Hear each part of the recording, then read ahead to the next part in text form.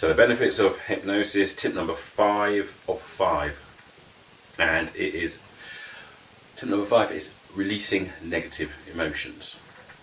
So that's another benefit of hypnosis, and I've mentioned this in my last and tip number 4, but to release negative emotions quickly and easily and completely, then you need to again be in a different state from the one that you're currently probably listening to this in, which is a beta, or it's to do with your brain waves.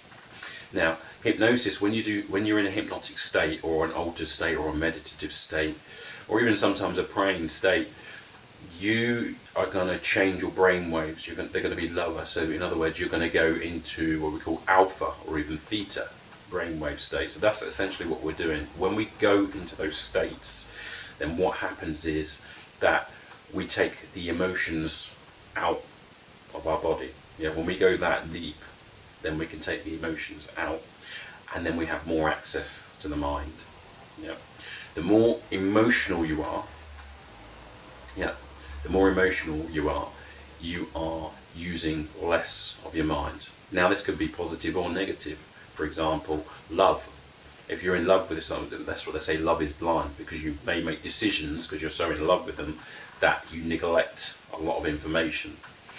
And then obviously if you're angry, then you don't think about the consequences. You make terrible decisions as well. So when you're in that state, when you're in an alpha state or a theta state, then what happens is you don't have emotions, so therefore you are now in a state where you can actually have more access to the mind. And there's a good timeline therapy. Timeline therapy will help with releasing the negative emotions in a certain way, which is essentially a hypnotic state. So hypnosis and being in that state makes it very easy for you to pin your unconscious mind down to actually release negative emotions, and therefore taking all of your learnings in order to release the negative emotions. So tip number 5 is you can release negative emotions easily and completely.